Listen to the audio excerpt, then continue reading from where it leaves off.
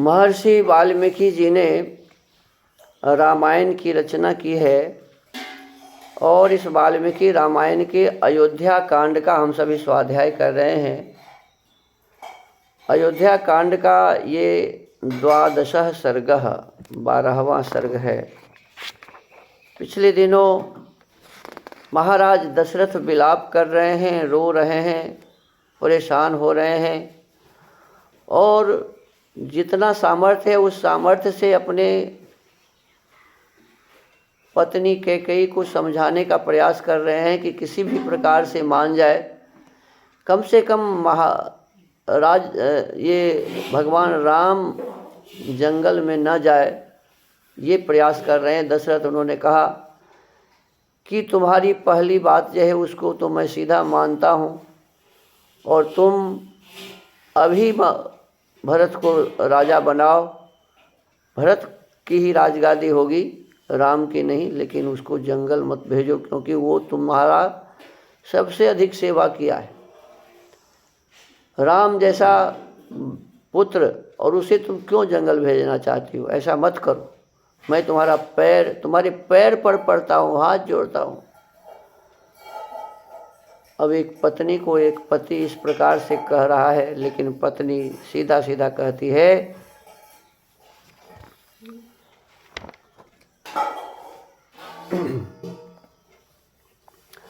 यदि श्री राम का राज्याभिषेक होगा तो मैं आपके सामने आपके देखते देखते आज ही बहुत सा विष पीकर मर जाऊंगी। यदि मैं एक दिन भी राम माता, ये आगे वाला श्लोक है, इससे पहले वो कहती है कि अब धर्म हो या अधर्म, झूठ हो या सच, जिस बात के लिए आपने मुझसे प्रतिज्ञा कर ली है उसमें कोई परिवर्तन नहीं हो सकता। कहा कि मैंने जो कह दिया वही होगा। भरत राजा बनेंगे और राम जंगल जाएंगे, इसमें और कोई परिवर्तन होगा ही नहीं। आपकी कोई बात नहीं मानी जाएगी। कहते एकाहमपि पश्येयं यद्यहं राम मातरम अंजलिं प्रतिगृह्णन्ति श्रेयो ननु मृतिर्मम। यदि मैं एक दिन भी राम माता कौशल्या को राजमाता होने के नाते दूसरे लोगों से अपने को हाथ जुड़वाती देख लूँगी तो उस समय मैं अपने लिए मर जाना ही अच्छा समझूंगी। माने राजमाता उसको नहीं बनने दूंगी, मैं बनूंगी। भरते नात्मना चाहं सपेते मनुजाधिप यथा नान्येन तुष्येय मृते राम विवासनात्। नरेश्वर, मैं आपके सामने अपनी और भरत की शपथ खाकर कहती हूँ कि श्री राम को इस देश से निकाल देने के सिवा दूसरे किसी वर से मुझे संतोष नहीं होगा। एतावदुक्त्वा वचनं कैकेयी विररामः विलपन्तं च राजानं न प्रतिव्याजहारसा। इतना कह कर कैकेयी चुप हो गई। राजा बहुत रोए, गिड़गिड़ाए, किंतु उसने उनकी किसी बात का जवाब नहीं दिया। श्रुत्वा तो राजा कैकेय्या वाक्यं परम शोभनम रामस्य च वने वासमैश्वर्यं भरतस्य च नाभ्यभाषत कैकेयीं मुहूर्तं व्याकुलेन्द्रियः प्रेक्षता निमिषो देवीं प्रियामप्रियवादिनीं। श्री राम का वनवास हो और भरत का राज्याभिषेक, कैकेयी के मुख से यह परम अमंगलकारी वचन सुनकर राजा की सारी इंद्रियां व्याकुल हो उठी। वे एक मुहूर्त तक कैकेयी से कुछ न बोले। उस अप्रिय वचन बोलने वाली प्यारी रानी की ओर केवल एक टक दृष्टि से देखते रहे। तांग ही वज्र समांग वाच माकर्ण्य हृदया प्रियाम दुख शोकमयीं श्रुत्वा राजा न सुखितो भवत्। मन को अप्रिय लगने वाली कैकेयी की वह वज्र के समान कठोर तथा दुख शोकमयी वाणी सुनकर राजा को बड़ा दुख हुआ। उनकी सुख शांति छिन गई। सदेव्या व्यवसायं च घोरं च शपथं कृतं ध्यात्वा रामेति निःश्वस्य स्वस्य छिन्नस्तरुरिवापतत्। देवी कैकेयी के उस घोर निश्चय और किए हुए शपथ की ओर ध्यान जाते ही वे हा राम कहकर लंबी सांस खींचते हुए कटे वृक्ष की भांति गिर पड़े। कुछ बोल भी नहीं सके, बस देखते रहे उसके तरफ आंख, और फिर हा राम कह के गिर गए। नष्ट चित्तो यथोन्मत्तो विपरीतो यथातुरः हित तेजा यथा सर्पो बभूव जगतीपति। उनकी चेतना लुप्त सी हो गई, माने बेहोश हो गए हो। अब कोई भी होश उनको नहीं रहा। वे उन्मादग्रस्त से प्रतीत होने लगे। उनकी प्रकृति विपरीत सी हो गई। वे रोगी से जान पड़ते थे। इस प्रकार भूपाल दशरथ मंत्र से जिसका तेज हर लिया गया हो, उस सर्प के समान निश्चेष्ट हो गए।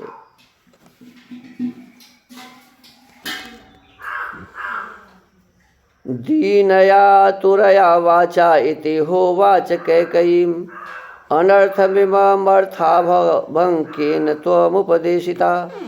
तदनंतर उन्होंने दीन और आतुर वाणी में कैकेयी से इस प्रकार कहा, अरे तुझे अनर्थ ही अर्थ सा प्रतीत हो रहा है। किसने तुझे इसका उपदेश दिया है?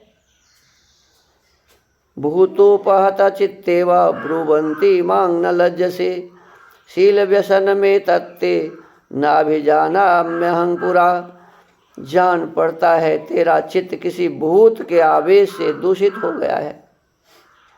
पिशाचग्रस्त नारी की भांति मेरे सामने ऐसी बातें कहती हुई तू लज्जित क्यों नहीं होती? मुझे पहले इस बात का पता नहीं था कि तेरा यह कुलांग नोचित शील इस तरह नष्ट हो गया है। बालायास्तत्त्विदानीं ते लक्ष्ये विपरीतवत् कुतो वा ते भयं जातं या त्वमेवं विधं वरं राष्ट्रे भरतमासीनं विनीशे राघवं वने विरमयितेन भावेन त्वमेतेन नृतेन च। बालावस्था में जो तेरा शील था उसे इस समय मैं विपरीत सा देख रहा हूँ। तुझे किस बात का भय हो गया है जो इस तरह का वर मांगती है? भरत राज सिंहासन पर बैठे और श्री राम वन में रहें, यही तू मांग रही है। यह बड़ा असत्य तथा ओछा विचार है। तू अब भी इससे विपरीत हो जा।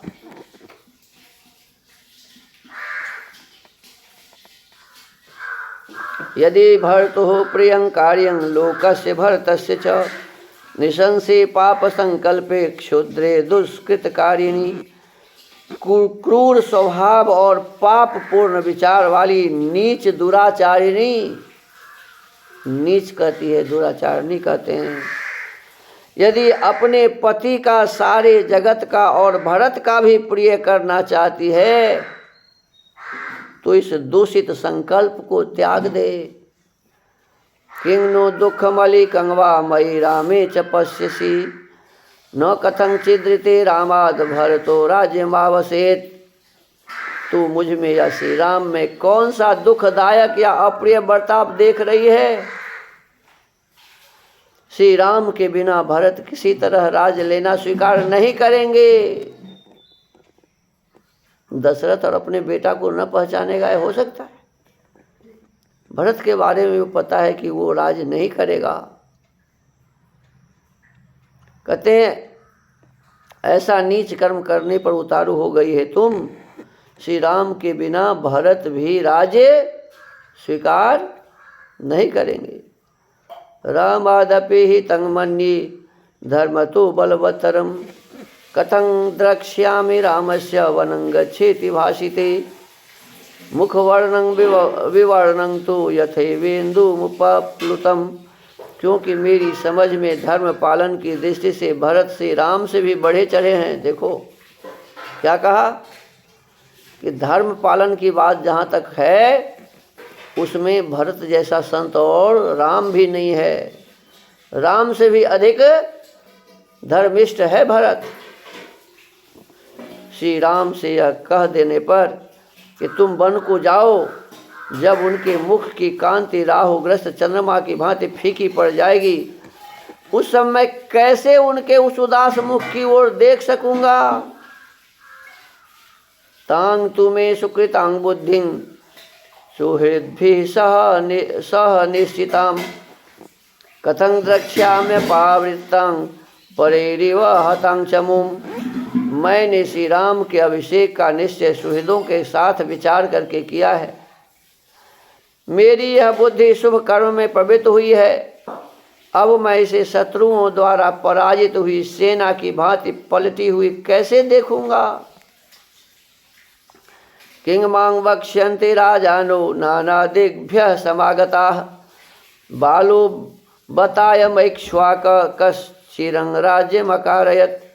नाना दिशाओं से आए हुए राजा लोग मुझे लक्ष्य करके खेद पूर्वक कहेंगे कि इस मूढ़ इक्ष्वाकु वंशी राजा ने कैसे दीर्घ काल तक इस राज्य का पालन किया है। यदा ही बहवो वृद्धा गुणवंतो बहुश्रुता परिप्रक्ष्यन्ते काकुत्स्थं वक्ष्यामि कथं तदा। कैकेय्या क्लेश्यमानेन पुत्र प्रव्राजितो मया। जब बहुत से बहुश्रुत गुणवान एवं वृद्ध पुरुष आकर मुझसे पूछेंगे कि श्री राम कहाँ हैं, तब मैं उनसे कैसे कहूँगा कि कैकेयी के दबाव देने पर मैंने अपने बेटे को घर से निकाल दिया है, घर से निकाल दिया। यदि सत्यं ब्रवीमि तद सत्यं भविष्यति किंग मांग वक्ष्यति कौसल्या राघवे वनमास्थिते किंग चैनांग प्रविवक्ष्यामि कृत्वा प्रियमीदृशम्। यदि कहूँ कि श्री राम को वनवास देकर मैंने सत्य का पालन किया है, तो इसके पहले जो उन्हें राज्य देने की बात कह चुका हूँ, यदि पहले वाली बात झूठ हो जाएगी कि नहीं हो जाएगी। मैंने पहले जब निश्चय कर लिया है कि राम को राज्य मिलेगा, और यदि अब ये कहूँगा कि ये वनवास जाएंगे, तो कहते हैं कि पहले जो उन्हें राज्य देने की बात कह चुका हूँ वह असत्य हो जाएगी। यदि राम वन को चले गए तो कौशल्या मुझे क्या कहेगी। उसका ऐसा महान उपकार करके मैं उसे क्या उत्तर दूंगा। महान अपकार करके, उसका ऐसा महान अपकार करके मैं उसे क्या उत्तर दूंगा। यदा यदा च कौसल्या दासी वच सखी वच भार्यावद भगिनी वच मातृवचोपतिष्ठति सततं प्रिय कामा में प्रिय पुत्रा प्रियं वदा न मया सत्कृता देवी सत्कारारहा कृते तव। हाय, जिसका पुत्र मुझे सबसे अधिक प्रिय है, वह प्रिय वचन बोलने वाली कौशल्या जब जब दासी सखी पत्नी बहन और माता की भांति मेरा प्रिय करने की इच्छा से मेरी सेवा में उपस्थित होती थी, तब तब उस सत्कार पाने योग्य देवी का भी मैंने तेरे ही कारण कभी सत्कार नहीं किया। देखो, कौशल्या उनका खूब सम्मान करती थी, लेकिन क्या कह रहे हैं कि तुम्हारे मोह के कारण, ऐ कुलटा कैकेयी, तुम्हारे में मोह के कारण उनसे भी भाभी कौशल्या का मैं कभी सत्कार नहीं किया। इदानीं तत्तपति मांग यन्मया सुकृतं त्वयि अपथ्य व्यंजनोपेतं भुक्तमन्न मिवातुरम।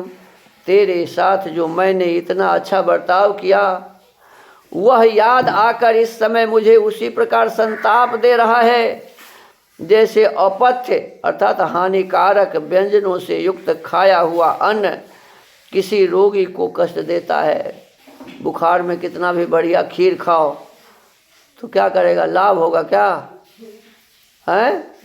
कहते हैं मैंने तुम्हें जो आदर सम्मान किया वो मेरे लिए वैसे ही खीर बन गया है।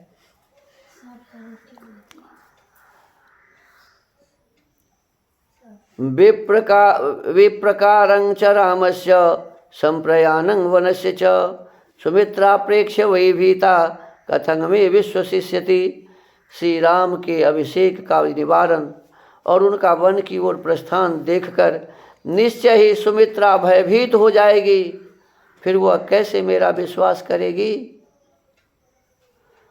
कृपणं बत वैदेही श्रोष्यति द्वयमप्रियं मां च पंचत्वमापन्नं रामं च वनवासितम्।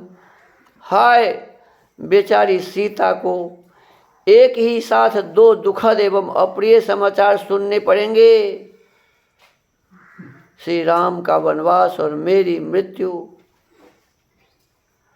वैदेहीवत मे प्राणान् शोचन्ति क्षपयिष्यति हीना हिमवतः पार्श्वे किंगनरेणेव किंगनरी।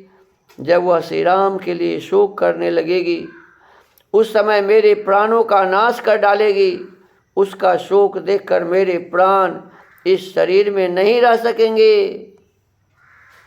उसकी दशा हिमालय के पार्श्व भाग में अपने स्वामी किन्नर से बिछड़ी हुई किन्नरी के समान हो जाएगी। नहीं राममहं दृष्ट्वा प्रवसन्तं महावने चिरंजीवितुम् आशंसे रुदन्तीं चापि मैथिलीं सा नूनं विधवा राज्यं सुपुत्रा कारयिष्यसि। मैं श्री राम को विशाल वन में निवास करते और मिथिलेश कुमारी सीता को रोती देख अधिक काल तक जीवित रहना नहीं चाहता।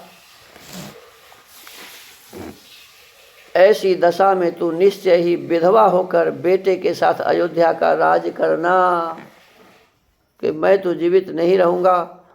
भरत तो राजा बनेंगे लेकिन तुम विधवा हो जाएगी और विधवा होकर इस देश का राज करते रहना।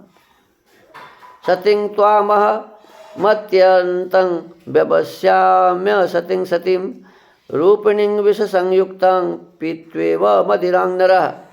ओह, मैं तुझे अत्यंत सती साध्वी समझता था, परंतु तू बड़ी दुष्टा निकली। ठीक उसी तरह जैसे कोई मनुष्य देखने में सुंदर मदिरा को पीकर पीछे उसके द्वारा किए गए विकार से यह समझ पाता है कि इसमें विष मिला हुआ था। जैसे कोई मनुष्य देखने में सुंदर मदिरा को पीकर पीछे उसके द्वारा किए गए विकार से, माने शराब को देखने में उसका बोतल बहुत बढ़िया लगता है, लेकिन पी लोगे तो क्या हो जाओगे? शराब में नशा होता है नहीं, तो मर भी सकते हो। तो कहते हैं ऐसे ही तू शराब है, शराब। ऊपर से देखने में तू सुंदर थी और भीतर तुम्हारा विष भरा था।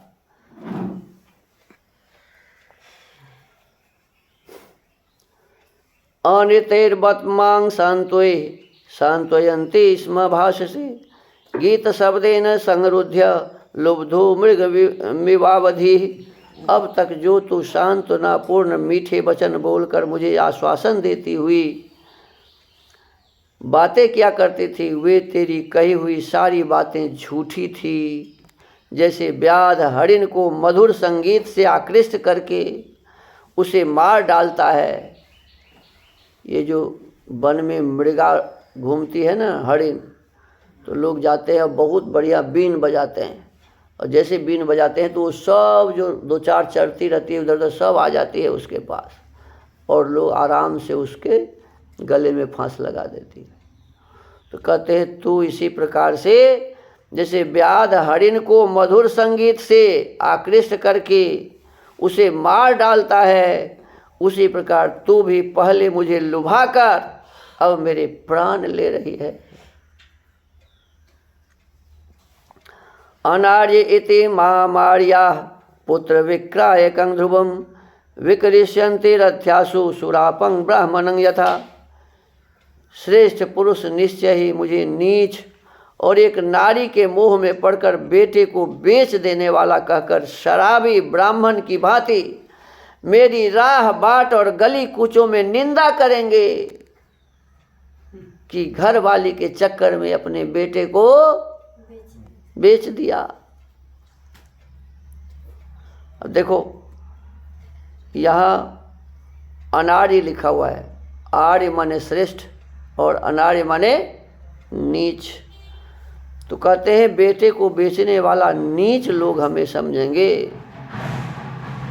अहो दुखम अहो कृच्छ्रं यत्र वाचः क्षमे तव दुखमेवं विधं प्राप्तं पुरा कृतमिवा शुभम। अहो कितना दुख है, कितना कष्ट है, जहाँ मुझे तेरी ये बातें सहन करनी पड़ती हैं, मानो यह मेरे पूर्व जन्म के किए हुए पाप का ही अशुभ फल है जो मुझ पर ऐसा महान दुख आ पड़ा। चिरं खलु मया पापे त्वं पापे नाभिरक्षिता अज्ञानादुपसंपन्ना रज्जुरुद्बंधनी यथा।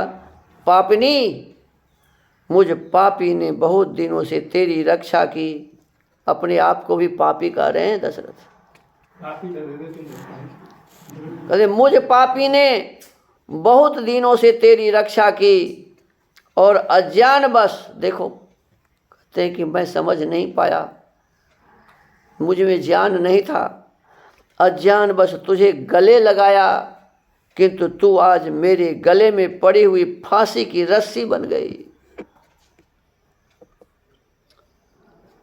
रमणा नस्त्वया सार्धं मृत्युं त्वां नाभिलक्षये बालो रहसि हस्तेन कृष्ण सर्पमिवास्पृशम्।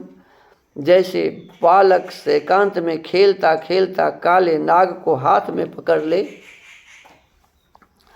उसी प्रकार मैंने एकांत में तेरे साथ क्रीड़ा करते हुए तेरा आलिंगन किया है, परंतु उस समय मुझे यह न सूझा कि तू ही एक दिन मेरी मृत्यु का कारण बनेगी। तंग नुमांग जीवलोकोयं नूनमाक्रोष्टुमर्हति मया ह्यपेत्रिकः पुत्रः सो महात्मा दुरात्मना। हाय, मुझे दुरात्मा ने जीते जी ही अपने महात्मा पुत्र को पितृहीन बना दिया। मुझे यह सारा संसार निश्चय ही धिक्कारेगा, गालियां देगा, जो उचित ही होगा। मैं गाली देने योग्य ही हूँ, धिक्कारने योग्य ही हूँ, ऐसा महाराज दशरथ कह रहे हैं। बालिशोबत कामात्मा राजा दशरथो भृशम स्त्री कृते यह प्रियं पुत्रं वनं प्रस्थापयिष्यति। लोग मेरी निंदा करते हुए कहेंगे कि राजा दशरथ बड़ा ही मूर्ख और कामी है, जो एक स्त्री को संतुष्ट करने के लिए अपने प्यारे पुत्र को वन भेज रहा है। वेदैश्च ब्रह्मचर्यैश्च गुरुभिश्चोपकर्षितः भोग काले महत्कृच्छ्रं पुनरेव प्रपत्स्यते। हाय, अब तक तो श्री राम वेदों का अध्ययन करने, ब्रह्मचर्य व्रत का पालन करने तथा अनेकानेक गुरुजनों की सेवा में संलग्न रहने के कारण दुबले होते चले आए हैं। अब जब इनके लिए सुख भोग का समय आया, सुख भोग का समय आया है, तब ये वन में जाकर महान कष्ट में पड़ेंगे। नालं द्वितीयं वचनं पुत्रो मां प्रतिभाषितुं सवनं प्रव्रजेत्युक्तो बारहमेतेव वक्ष्यति। अपने पुत्र श्री राम से यदि मैं कह दूं कि तुम वन को चले जाओ, तो वे तुरंत बहुत अच्छा कहकर मेरी आज्ञा को स्वीकार कर लेंगे, मेरे पुत्र राम दूसरी कोई बात कहकर मुझे प्रतिकूल उत्तर नहीं दे सकते। देखो कितना विश्वास है अपने पुत्र पर। और क्या कहते हैं कि अभी तक श्री राम वेदों का अध्ययन कर रहे थे। क्या कर रहे थे जी? वेदों का अध्ययन कर रहे थे, ब्रह्मचर्य व्रत का पालन कर रहे थे, गुरुजनों की सेवा में संलग्न थे। देखो भगवान राम भी वेदों का अध्ययन किए थे। यदि मे राघव कुर्यात् वनं गच्छेति चोदितः प्रतिकूलं प्रियं मे स्यान्न तो वत्सः करिष्यति। यदि मेरे वन जाने की आज्ञा दे देने पर भी श्री रामचंद्र उसके विपरीत करते, वन में नहीं जाते, तो वही मेरे लिए प्रिय कार्य होगा, किंतु मेरा बेटा ऐसा नहीं कर सकता। राघवे ही वनं प्राप्ते सर्वलोकस्य धिक्कृतं मृत्युरक्षमणि यंगमांग नयिष्यति यमक्षयम। यदि रघुनंदन राम वन को चले गए तो सब लोगों के धिक्कार पात्र बने हुए मुझ अक्षम्य अपराधी को मृत्यु अवश्य यमलोक में पहुंचा देगी। मृते मयि गते रामे वनं मनुज पुंगवे इष्टे मम जने शेषे किं पापं पश्यसे। यदि नर श्रेष्ठ श्री राम के वन में चले जाने पर मेरी मृत्यु हो गई तो शेष जो मेरे प्रियजन कौशल्या आदि यहाँ रहेंगे, उन पर तू कौन सा अत्याचार करेगी? जब मुझ पर इतना अत्याचार कर रही है तो सुमित्रा और कौशल्या को तो छोड़ेगी? कौशल्या मां च रामं च पुत्रौ च यदि हास्यति दुःखान्य सहति देवी मामेवा अनुगमिष्यति। देवी कौशल्या को यदि मुझसे, श्री राम से तथा शेष दोनों पुत्र लक्ष्मण और शत्रुघ्न से बिछोह हो जाएगा तो वह इतने बड़े दुख को सहन नहीं कर सकेगी, अतः मेरे ही पीछे वह भी परलोक सिधार जाएगी। सुमित्रा का भी यही हाल होगा। कौशल्यां च सुमित्रां च मां च पुत्रैस्तेभिः सह प्रक्षिप्य नरकेशा त्वं कैकेयी सुखिता भव। कैकेयी, इस प्रकार कौशल्या को, सुमित्रा को और तीनों पुत्रों के साथ मुझे भी नरक तुल्य महान शोक में डालकर तू स्वयं सुखी होना। मया रामेण च त्यक्तं शाश्वतं सत्कृतं गुणैः इक्ष्वाकुकुलम् अक्षोभ्य माकुलं पालयिष्यसि। अनेकानेक गुणों से सत्कृत, शाश्वत तथा क्षोभ रहित यह इक्ष्वाकुकुल जब मुझसे और श्री राम से परित्यक्त होकर शोक से व्याकुल हो जाएगा, तब उस अवस्था में तू इसका पालन करेगी। प्रियं चेद भरतस्यैतद् राम प्रव्राजनं भवेत् मास्म मे भरतः कार्षित् प्रेतकृत्यं गतायुषः। यदि भरत को भी श्री राम का यह वन में भेजा जाना प्रिय लगता हो तो मेरी मृत्यु के बाद वे मेरे शरीर का दाह संस्कार न करे। मृते मयि गते रामे वनं पुरुष पुंगवे सेदानीं विधवा राज्यं सपुत्रा कारयिष्यसि।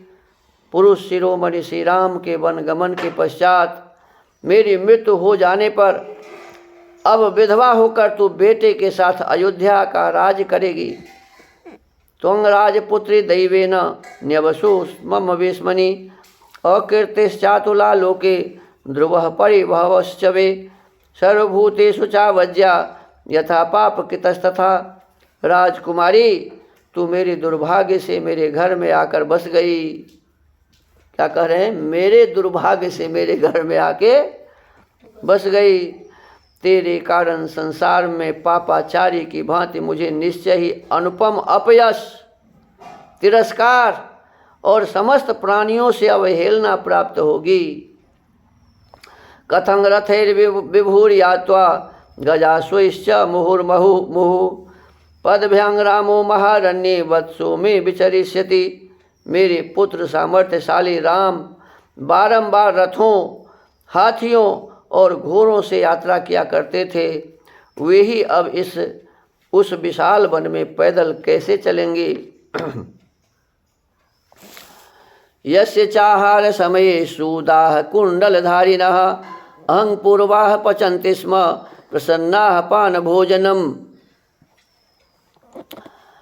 सकथं नु कषायाणि तिक्तानि कटुकानि च भक्षयन् वन्यमाहारं सुतो मे वर्तयिष्यति। भोजन के समय जिनके लिए कुंडलधारी रसोइये प्रसन्न होकर पहले मैं बनाऊंगा ऐसा कहते हुए खाने पीने की वस्तुएं तैयार करते थे, वे ही मेरे पुत्र रामचंद्र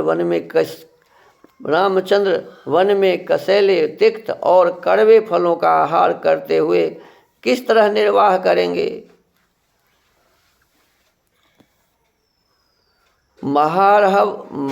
महारहवस्त्र संबद्धो भूत्वा चिर सुखोचितः काषाय परिधानस्तु कथं रामो भविष्यति। जो सदा बहुमूल्य वस्त्र पहना करते थे और जिनका चिरकाल से सुख में ही समय बीता है, वे ही श्री राम वन में गेरुए वस्त्र पहनकर कैसे रह सकेंगे। कस्येदंगदारुणं वाक्यमेवं विधमपीडितं रामस्यारण्य गमनं भरतस्याभिषेचनम। श्री राम का वनगमन और भरत का अभिषेक ऐसा कठोर वाक्य तूने किसकी प्रेरणा से अपने मुंह से निकाला है। अभी तक उनको कुछ भी पता नहीं है। धिगस्तु योषितोरा नाम शठाः स्वार्थपरायणाः न ब्रवीमि स्त्रियः सर्वा भरतस्यैव मातरम। स्त्रियों को धिक्कार है क्योंकि वे शठ और स्वार्थ परायण होती हैं, परंतु मैं सारी स्त्रियों के लिए ऐसा नहीं कह सकता, केवल भरत की माता की ही निंदा करता हूँ। देखिए वो साफ साफ कह रहे हैं कि ये इसका मतलब ये मत समझा जाए कि सभी स्त्रियाँ गलत होती हैं। ये कैकेयी के लिए मैं ये कहता हूँ कि ये शठ है, स्वार्थ परायण है। अनर्थ भावेर्थ परे निशंसे ममानुतापाय निवेशितासि किम प्रियं पश्यसि मन्निमित्तं हितानुकारिण्यथवापि रामे। अनर्थ में ही अर्थ बुद्धि रखने वाली क्रूर कैकेयी, तू मुझे संताप देने के लिए ही इस घर में आ बसाई गई है। अरे मेरे कारण तू अपना कौन सा प्रिय होता देख रही है, अथवा सबका निरंतर हित करने वाले श्री राम में तुझे कौन सी बुराई दिखाई देती है। परित्यजेयुः पितरोऽपि पुत्रान् भार्याः पतिंश्चापि कृतानुरागाः कृत्स्नं हि सर्वं कुपितं जगत् स्यात् दृष्ट्वैव रामं व्यसने निमग्नं। श्री राम को संकट के समुद्र में डूबा हुआ देखकर तो पिता अपने पुत्रों को त्याग देंगे, अनुरागिनी स्त्रियां भी अपने पतियों को त्याग देंगी। इस प्रकार यह सारा जगत ही कुपित विपरीत व्यवहार करने वाला हो जाएगा। अहं पुनर्देव कुमार रूप मलंकृतं तं सुतमा व्रजन्तं नंदामि पश्यन्निव प्रदर्शनेन भवामि दृष्ट्वैव पुनर्युवेव। देव कुमार के समान कमनीय रूप वाले अपने पुत्र श्री राम को जब वस्त्र और आभूषणों से विभूषित होकर सामने आते देखता हूँ तो नेत्रों से उनकी शोभा निहार कर निहाल हो जाता हूँ। उन्हें देखकर ऐसा जान पड़ता है मानो मैं फिर जवान हो गया। विना ही सूर्ये न भवेत् प्रवृत्ति रवर सत्ता वज्रधरे न वापि रामं तु गच्छन्तमितः समीक्ष्य जीवेन्न कश्चित् चेतना में। कदाचित सूर्य के बिना भी संसार का काम चल जाए, व्रतधारी इंद्र के वर्षा न करने पर भी प्राणियों का जीवन सुरक्षित रह जाए, परंतु राम को यहाँ से वन की ओर जाते देखकर कोई भी जीवित नहीं रह सकता। मेरी यही धारणा है। विनाश का मां महिताम मित्रा मां वा स्वयं मृत्युमिवात्मनस्त्वाम चिरंगवतांके न धृतासि सर्पे महाभिषाते न हतोस्मि मोहात्। अरे तू मेरा विनाश चाहने वाली, अहित करने वाली और शत्रु रूप है। जैसे कोई अपनी ही मृत्यु को घर में स्थान दे दे, उसी प्रकार मैंने तुझे घर में बसा लिया है। खेद की बात है कि मैंने मोहवश तुझ महाविशैली नागिन को चिरकाल से अपने अंक में धारण कर रखा है, इसीलिए आज मैं मारा गया। मया च रामेण सलक्ष्मणेन प्रशास्तु हीनो भरतस्त्वया सह पुरं च राष्ट्रं च निहत्य बांधवान् ममाहितानां च भवाभिहर्षिणी। मुझसे श्री राम और लक्ष्मण से हीन होकर भरत समस्त बांधवों का विनाश करके तेरे साथ इस नगर तथा राष्ट्र का शासन करें तथा तू मेरे शत्रुओं का हर्ष बढ़ाने वाली हो। निशंस वृत्ति व्यसन प्रहारिणी प्रसह्य वाक्यं यदि हाद्य भाष से न नाम तेन मुखात् पतन्त्यधु विशीर्यमाणा दशना सहस्रधा। क्रूरतापूर्ण बर्ताव करने वाली कैकेयी, तू संकट में पड़े हुए पर प्रहार कर रही है। अरे जब तू दुराग्रह पूर्वक आज ऐसी कठोर बातें मुंह से निकालती है, उस समय तेरे दांतों के हजारों टुकड़े होकर मुंह से नीचे क्यों नहीं गिर जाते। न किंचिदाहितमप्रियं वचो न वेत्ते राम परुषानि भाषितुं कथं तु रामे यभिरामवादिनी ब्रवीषि दोषान् गुण नित्य सम्मते। श्री राम कभी किसी से कोई अहितकारक या अप्रिय वचन नहीं करते हैं। वे कटु वचन बोलना जानते ही नहीं हैं। उनका अपने गुणों के कारण सदा सर्वदा सम्मान होता है। उन्हीं मनोहर वचन बोलने वाले श्री राम में तू दोष कैसे बता रही है? क्योंकि वनवास उसी को दिया जाता है जिसके बहुत से दोष सिद्ध हो चुके हों। प्रताम्य वा प्रज्वल वा प्रणश्य च वा सहस्रशो वा स्फुटितं महिं ब्रज न ते करिष्यामि वचः सुदारुणं ममाहितं के कय राजपांसने। वो के राज के कुल की जीती जागती कलंक, तू चाहे ग्लानि में डूब जा अथवा आग में जलकर खाक हो जा या विष खाकर प्राण दे दे अथवा पृथ्वी में हजारों दरारें बनाकर उसमें समा जा, परंतु मेरा अहित करने वाली तेरी यह अत्यंत कठोर बात मैं कदापि नहीं मानूंगा। कहते हैं मैं नहीं मानूंगा। क्षुरूपमां नित्यमसत् प्रियं वदां प्रदुष्ट भावां स्वकुलोपघातिनीं न जीवितुं त्वां विषहे मनोरमां दिधक्षमाणां हृदयं सबंधनम। तू छुरे के समान घात करने वाली है। बातें तो मीठी मीठी करती है, परंतु वे सदा झूठी और सद्भावना से रहित होती हैं। तेरे हृदय का भाव अत्यंत दूषित है तथा तू अपने कुल का भी नाश करने वाली है। इतना ही नहीं, तू प्राणों सहित मेरे हृदय को भी जलाकर भस्म कर डालना चाहती है। इसीलिए मेरे मन को नहीं भाती है। तुझ पापनी का जीवित रहना मैं नहीं सह सकता। न जीवितं मेस्ति कुतः पुनः सुखं विनात्मजेनात्मवतां कुतो रतिः ममाहितं देवी न कर्तुमर्हसि स्पृशामि पादावपि ते प्रसीद मे। देवी, अपने बेटे श्री राम के बिना मेरा जीवन नहीं रह सकता, फिर कहाँ से सुख हो सकता है? आत्मज पुरुषों को भी अपने पुत्र से बिछो हो जाने पर कैसे चैन मिल सकता है? अतः तू मेरा अहित न कर। मैं तेरे पैर छूता हूँ, अभी भी पैर छू रहे हैं। तू मुझ पर प्रसन्न हो जा। स्वभूमि पालो बिलपन्न नाथवत स्त्रिया गृहीतो हृदयेति मात्रया पपात देव्याश्चरणौ प्रसारिता बुभाव संप्राप्य यथा तुरस्तथा। इस प्रकार महाराज दशरथ मर्यादा का उल्लंघन करने वाली उस हठीली स्त्री के वश में पड़कर अनाथ की भांति विलाप कर रहे थे। वे देवी कैकेयी के फैलाए हुए दोनों चरणों को छूना चाहते थे, परंतु उन्हें न पाकर बीच में ही मूर्छित होकर गिर पड़े। ठीक उसी तरह जैसे कोई रोगी किसी वस्तु को छूना चाहता है, किंतु दुर्बलता के कारण वहाँ तक न पहुँचकर बीच में ही अचेत होकर गिर जाता है।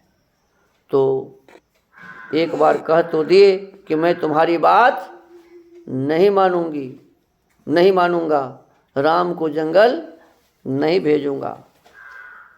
और इसके पश्चात पुनः कहे कि मैं तुम्हारा पैर छूता हूँ, तुम मुझे माफ़ करो, मेरी बात मान लो, प्रसन्न हो जाओ। और जैसे ही पैर छूने लगे कि पैर छू नहीं सके, बेहोश होकर महाराज दशरथ गिर गए। इसी के साथ ये 12वां सर्ग समाप्त हुआ। अब इसके आगे कल कथा करेंगे। तो आज के इस वाल्मीकि रामायण के स्वाध्याय को यहीं विराम देते हैं। ओम।